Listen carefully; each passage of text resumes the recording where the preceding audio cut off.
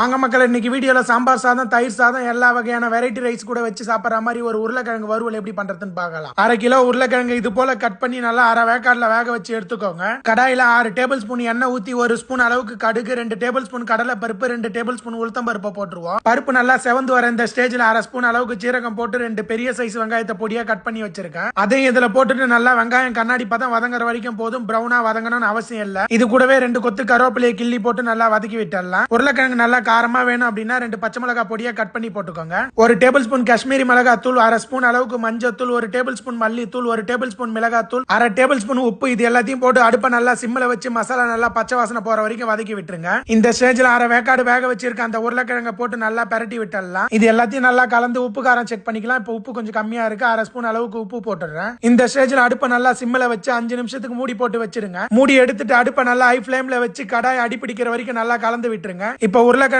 வறுவல் ரெடி ஆயிடுச்சு. பொடியா நறுக்கின கொத்தமல்லியை தூவி இறக்கிடலாம். எல்லா வகையான வெரைட்டி ரைஸ் கூட வச்சு சாப்பிடும்போது காம்பினேஷன் சூப்பரா இருக்கும். நம்ம ஊர்ல உருளைக்கிழங்கு 1 கிலோ எவ்வளவு ரேட்டுன்னு சொல்லிட்டு மறக்காம கமெண்ட் பண்ணுங்க மக்களே.